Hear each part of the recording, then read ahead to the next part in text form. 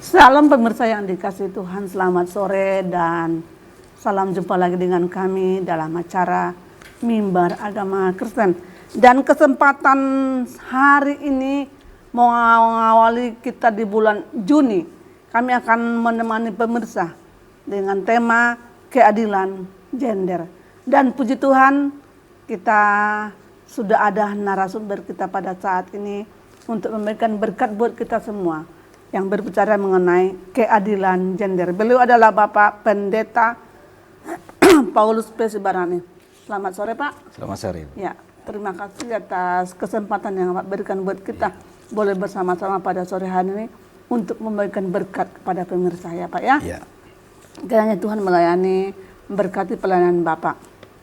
Pemirsa yang dikasih Tuhan, tadi saya katakan seperti tema kita pada sore hari ini, keadilan gender.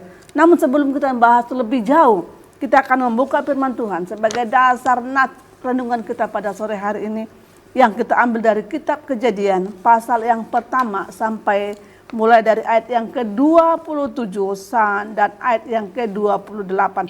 Kejadian pasal yang pertama ayat yang ke-27 dan ayat yang ke-28. Demikian firman Tuhan. Maka Allah menciptakan manusia itu menurut gambarnya. Menurut gambar Allah diciptakannya dia.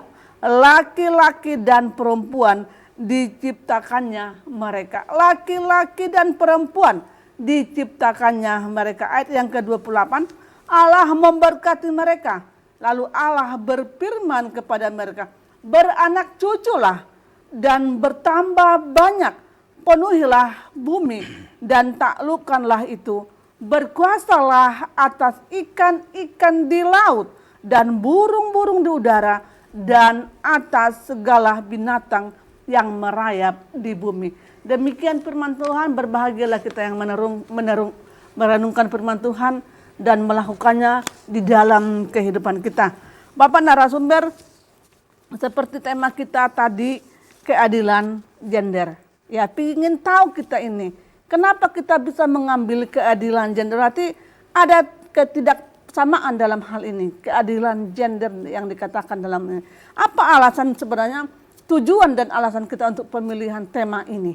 Apakah ini perlu bagi ibu-ibu atau wanita Kristen? Baik, terima kasih buat Ibu Moderator. Baik. Selamat sore buat seluruh pemirsa TPRI Jambi dimanapun Bapak Ibu sekalian. Hari ini kita dalam Mimbar Agama Kristen dikata-kata dengan tema keadilan gender. Nah, tentu memang sampai abad 21 ini keadilan gender ini masih topik yang hangat, yang masih terus diperjuangkan, digaungkan. Itu artinya memang masih ada ketidakadilan dijumpai di tengah masyarakat. Nah, baik, kata gender sendiri itu dari bahasa Inggris yang berarti jenis kelamin. Nah, dalam bahasa yang disebut ada man, laki-laki, female, wanita, begitu ya. Nah, sedangkan keadilan dalam kamus besar bahasa Indonesia dari kata adil berarti itu ada keseimbangan, tidak berat sebelah. Artinya di sini bahwa jenis kelamin yang ada ini yaitu pria dan wanita, laki-laki dan perempuan. Iya, laki-laki dan perempuan. Ya? Seringkali kenyataannya masih berat sebelah, belum adil. Lebih kemana nih? Hanya kepada pria kayaknya yang lebih diberdayakan. Nah, tadi seperti yang Nas Firman Tuhan yang sudah Ibu Moderator baca di kitab Kejadian 21 ayat 27-28. Di sana kan dikatakan Allah menciptakan manusia itu menurut gambar Allah, diciptakannya dia, lihat, laki-laki dan perempuan diciptakannya mereka. Dan itu dikatakan sama-sama menurut gambar Allah. Berarti tidak ada perbedaan. Tidak ada perbedaan. Sama. Ya? Itu kesetaraan yang awal di situ. Jadi sejak semula Allah mendesain antara laki-laki dan wanita itu sejajar, segambar dengan rupa Allah. Ya. Nah, lebih lanjut di ayat 28. Allah memberkati mereka, lalu berfirman kepadanya, beranak cucu dan bertambah banyak, penuhilah bumi dan taklukkanlah itu. Perhatian, berkuasalah atas ikan-ikan di laut dan burung-burung di udara, atas segala binatang merayap di bumi. Di sini mereka sama-sama mendapat tugas yang sama.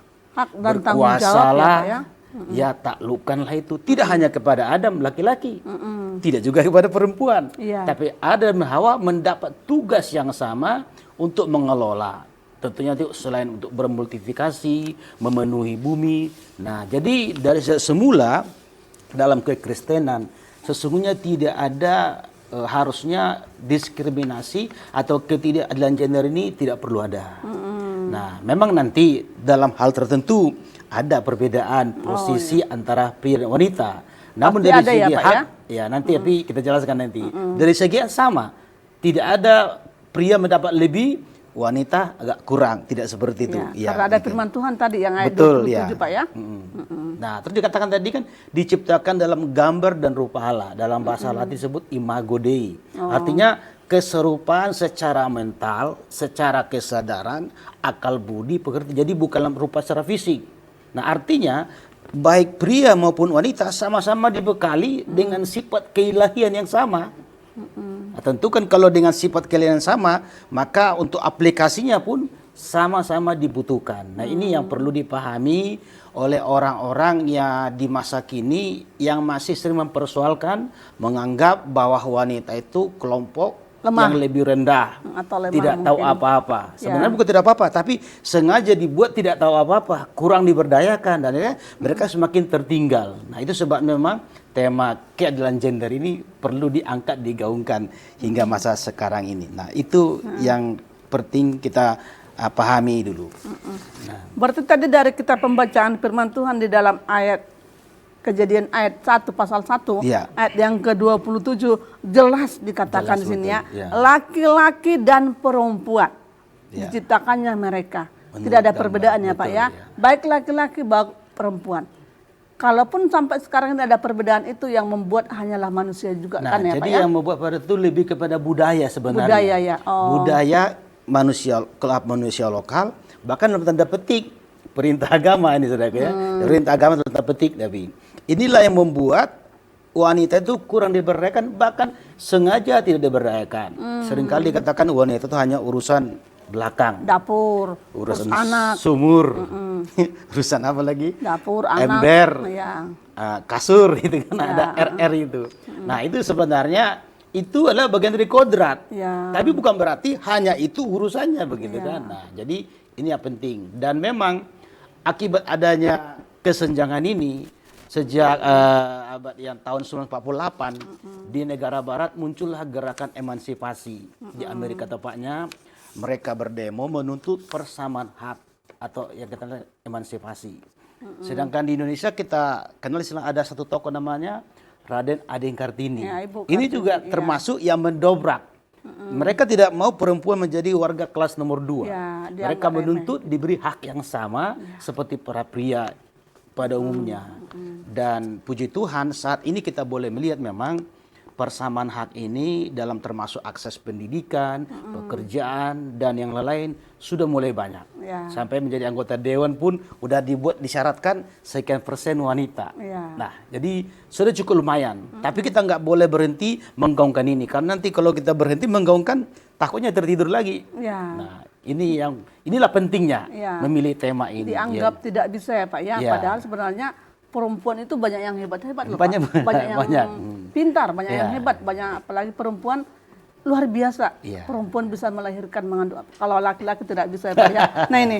Nah tadi sudah kita jelas dalam konteks firman Tuhan dalam Kejadian 1 ayat 27 Ya, betul, ya. bahwa laki-laki dan perempuan sama. Ya. Tidak ada perbedaan dalam penciptaan. Berarti intinya ini bahwa laki-laki dan perempuan ini ada kesamaan sejak zaman dahulu Iya, Pak ya, penciptaan sejak manusia mula-mula. ya sejak firman Tuhan ini Iya. penciptaan Adam dan Hawa. Nah, sekarang kita boleh dong melihat, memahami dan mau mengetahui bagaimana peran wanita itu sendiri dalam Alkitab. Tadi kan baik. dalam permulaan yang kita Iya. ceritakan. Sekarang peranan wanita itu sendiri dalam Alkitab dulu kita bahas. Oke, baik. Saya akan bacakan beberapa ayat. Jadi dalam Alkitab kita ini orang Kristen memang lahir di tengah-tengah budaya paternalistik, patriarki orang bilang, di mana peran laki-laki sangat dominan. Betul, Alkitab kita lahir di sana. Dalam budaya juga Iya, Pak ya. betul. Tetapi sekali lagi Alkitab itu sendiri tidak mau terjebak dalam budaya itu. Sebab di Alkitab sendiri kita akan menjumpai ada banyak wanita-wanita yang memiliki kepemimpinan rohani. Yang hebat ya Pak, betul, yang ya. luar biasa ya Pak ya. Yang memiliki skill yang yang tangguh, Iya, yang luar tidak biasa kalah ya. atau sama dengan pria. Iya, Nah, itu banyak. Nah, baik, saya ambil kata contoh, misalnya peranan wanita di dalam masa Tuhan Yesus Kristus. Di dalam dalam Alkitab ceritanya nih Pak ya. Matius 28 ayat 9-10. Tiba-tiba Yesus berjumpa dengan mereka dan berkata, "Salam bagimu." Mereka mendekatinya dan memeluk kakinya serta menyembahnya. Maka kata Yesus kepada mereka, "Jangan takut, pergi katakanlah kepada saudaraku supaya mereka pergi ke Galilea, di sana mereka akan melihat aku." Nah, di sini Maria Magdalena dan Maria yang lain, Maria ibu Yesus, mereka pergi ke kuburan. Sebenarnya lebih dulu Petrus pergi kuburan, tapi Petrus tidak berjumpa Yesus. Sengaja ini. Jadi setelah Petrus sudah berjumpa, dia pulang, sampailah Maria, malah ketemu Yesus. Ya di situ ya. Nah, jadi Yesus itu menampakkan diri kepada Pada para minggu wanita. pagi ceritanya nih Pak ya. Iya, betul. Setelah Jumat Agung. Nah, para wanita, lalu dikatakan, pergi kasih tahu kepada saudaraku, pada murid-murid yang lain, di Galilea kita jumpa. Artinya di sini kembali perempuan, di sini ada kesamaan dengan Hawa. Hawa beranak cuculah, penuhi bumi. Para perempuan di zaman Yesus, hai perempuan, pergilah beritakanlah. Memberitakan. Nah, jadi Iya. mendapat misi. Tidak Ya, luar biasa. Iya, luar biasa. Perempuan itu memang punya tempat yang khusus di hati Yesus. Ya, kalau mungkin ada pertanyaan, kenapa Tuhan Yesus tidak berbicara seperti itu kepada Petrus Di sebagai Petrus. muridnya Betul, ya ya, Pak ya? murid, ya. Kenapa kepada perempuan? Iya. Inilah mungkin tadi yang dijelaskan dalam kitab Kejadian 1 tadi. Iya. Di pasal 1 ayat 27 tadi ya. Iya. Bahwa perempuan laki-laki adalah sama. Betul. Yang intinya di sini tidak ada perbedaan. Itu Iya. tadi dalam Alkitabiah ya Pak ya. Berarti ada persamaan, tetap juga ada persamaan. Mendapat tugas Heeh. untuk memberitakan tentang Yesus. Ma- Kalau Hawa tugas untuk bermultifikasi, terus Beranak menaklukkan cucu. bumi dan segala macam. Sama-sama mendapat tugas. Jadi Iya. poinnya sama-sama mendapat tugas, itu poinnya itu. Iya, Itu luar Ya, biasa jadi, memang. dalam hal kejadian ini perempuan dong yang membawakan berita. Iya, pada Kabar. utamanya kebangkitan Yesus. Iya, dalam itu kebangkitan. dibawa oleh para perempuan ini. Perempuan Spesial yang itu. yang diberikan kabar terlebih Yang dahulu ya Pak ya. pertama, iya, Luar betul. biasa perempuan. Jadi tadi kita sudah menjelaskan bagaimana peranan wanita dalam Alkitab. Iya. Nah sekarang sesuai tadi dalam kitab Kejadian pasal 1 ya Pak ya. Nah sekarang bagaimana kalau kita melihat kepemimpinan wanita itu sendiri? Bagaimana kepemimpinan wanita Kristen mungkin di dalam gereja atau mungkin dalam saat ini? Bagaimana kepemimpinan wanita Kristen itu yang Oke. mungkin bisa Bapak paparkan kepada pemirsa? Di antara pemirsa mungkin ada sebagai wanita Kristen yang mendengarkan, oh iya, berarti kepemimpinan saya harus begini dong, bisa untuk memperbaiki lebih bagus kan, seperti itu. Oke, baik Bu. Sebelum saya jawab ke situ, saya mau tambahkan sedikit. Jadi kan sesudah Yesus naik ke surga, maka pelayanan itu diestafetkan kepada para rasul. Ya. Nah ternyata pada zaman para rasul, ini juga peranan wanita sangat luar biasa. Sangat luar biasa ya. Misalnya di dalam Kisah Rasul 21:19, Filipus mempunyai 4 anak darah yang beroleh karunia untuk bernubuat. Jadi ada anak gadis yang punya karunia bernubuat. Nah ini karunia luar biasa ini Bu. Artinya dalam sejarah perjalanan gereja mula-mula, para wanita juga turut serta untuk melakukan pelayanan, membantu.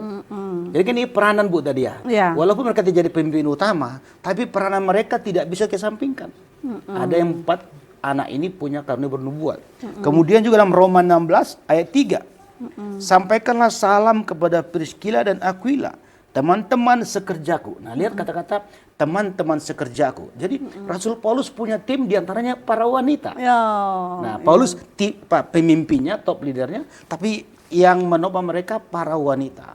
Oke. Ini luar biasa. Jadi baik zaman Tuhan Yesus Kristus, zaman para rasul, peranan wanita kita boleh lihat bahwa sungguh-sungguh ada dalam Alkitab.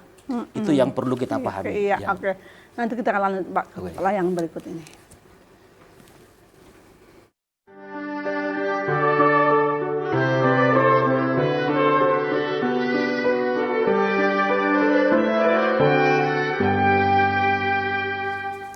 kasih pemirsa, masih tetap bersama dengan kami dalam acara Mimbar Agama Kristen. Seperti tema tadi yang terdahulu yang sudah kita bahas, yaitu keadilan gender atau keadilan hak dan persamaan laki-laki dan perempuan. Tadi Bapak narasumber sudah menjelaskan bagaimana peranan wanita itu baik dalam Alkitab, ya, baik dalam masa dahulu sesuai dengan firman Tuhan. Dalam kitab Kejadian pasal 1 tadi Bapak sudah menjelaskan.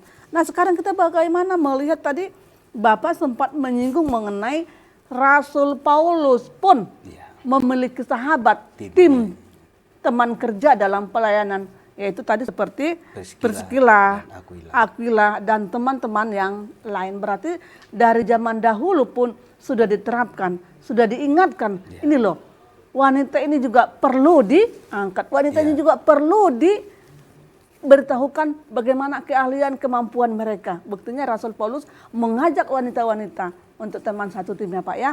Nah, sekarang bagaimana kepemimpinan gereja mungkin dalam perjanjian lama atau mungkin dalam perjanjian baru? Bagaimana kepemimpinan wanita itu? Baik, Bu. Terima kasih. Jadi kalau tadi kita bahas peranan ini masih mungkin agak sedikit levelnya di bawah. Tapi kalau kepemimpinan ini sudah di atas. Di atas, Di atas Jadi kita akan lihat kepemimpinan wanita dalam Alkitab. Misalnya saya mulai dalam perjanjian baru. Yaitu dalam Roma pasal 16 ayat 1 dan 2. Kata Rasul Paulus kembali, aku meminta perhatianmu terhadap PB, saudari kita yang melayani jemaat di Kenkrea.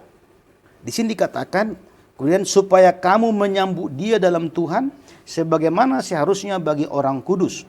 Dan berikanlah kepadanya bantuan bila diperlukannya.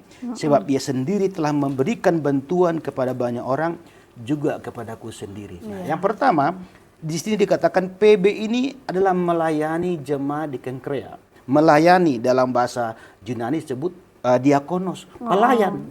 Jadi pelayan juga, ya. Di situ. Pemimpin. Jelas, spesifik. Berarti di atas pelayan dong, Pak, ya. Iya, bukan pelayan biasa, pemimpin di situ. Ya, dan dikatakan supaya jemaat itu memberikan bantuan, dia dianggap sebagai orang kudus. Biasa kalau kita orang kudus itu ya para rasul. Jadi setara. Paulus yang mengakui bahwa PB ini bagian dari orang kudus. Artinya sama dengan dirinya, sama dengan tokoh para rasul yang lain. Mereka harus memberikan support, bantuan. Dan memang juga PB ini sudah banyak membantu orang. Jadi ayat ini cukup jelas dan spesifik. Di dalam perjanjian baru dikatakan PB adalah pemimpin pelayan yang luar biasa, di jemaat ya, Pak, ya? di Kenkrea. Nah, kemudian kita sedikit beralih ke perjanjian lama. Ya. Tadi PB dalam perjanjian baru, ya, Pak, ya, dijelaskan itu, ya. Perjanjian lama, kita tahu ada seorang yang wanita yang luar biasa yang bernama Deborah. Ya. Nah, kita baca dulu di Hakim-Hakim 4 ayat 4 dan 5.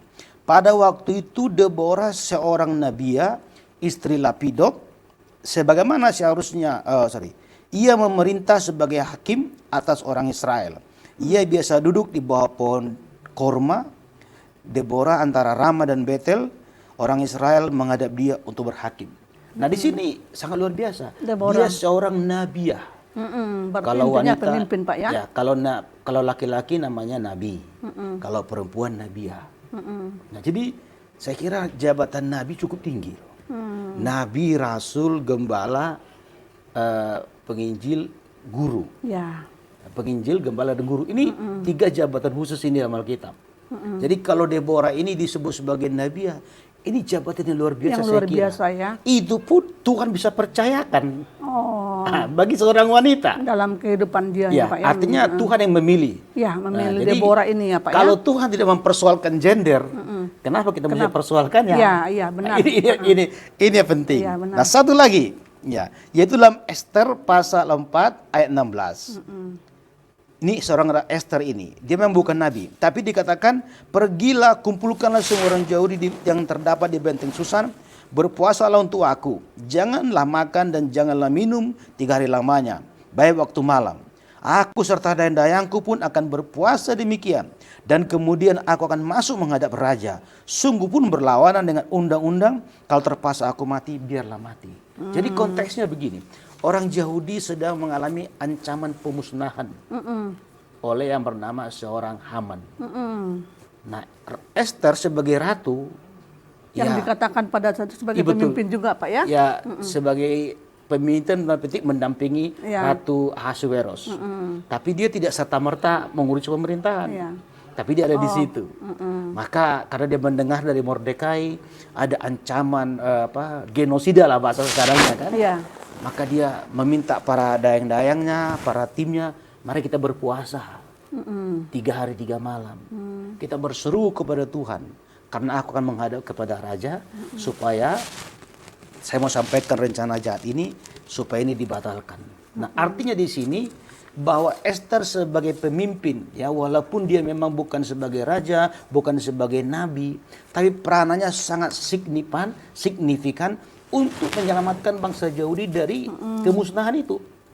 Dan ini sampai hari ini orang Yahudi, orang Israel merayakan hari keselamatan, hari Raya Purim. Jadi sangat berarti sekali. Kalau tidak ada waktu itu Ratu Esther yang berinisiatif untuk memohon kepada Tuhan supaya dia akan menghadap raja, dan ternyata puji Tuhan walaupun belum waktunya untuk menghadap raja, maka dia menghadap raja, dan puji Tuhan raja merestui. Ada apa istriku? Dan dia diberi, artinya silakan apa yang kau mau, dia ceritakanlah semua. Dan akhirnya orang yang bernama Haman yang berniat untuk memusnahkan Yahudi ini itu ditangkap dan disulakan di tiang yang sudah dia buat. Oke. Jadi luar Iya. biasa Esther di sini menyelamatkan bangsanya. Berarti kita tadi sudah mendengarkan bagaimana kepemimpinan wanita Ya, itu ya pemimpin. yang dipakai Tuhan, baik dalam kitab Perjanjian Baru dan kitab Perjanjian Lama, Ya, yaitu betul. tadi PB dalam kitab Perjanjian Lama, Ya. Deborah dalam Deborah kitab Perjanjian Perjanjian Lama, Lama, dan Esther dalam kitab Perjanjian Perjanjian Lama. Nah, dari pembahasan yang kita tadi ambil intinya berarti, dan dari kitab Kejadian pasal 1 tadi berarti sejak zaman dahulu wanita, laki-laki dan perempuan sama diberi memperoleh kesempatan hak yang sama. dan Betul. kesempatan yang sama ya Pak ya. Iya. Nah, kalau begitu apa sebagai kesimpulan kita dalam pembahasan kita mengenai gender pada saat ini? Oke, baik Bu. Jadi artinya gini. Jadi kalau kita melihat rujukan semua dari awal sampai akhir tadi itu, bahwa Tuhan tidak pernah membeda-bedakan, ya, tetapi memberi kesempatan yang sama.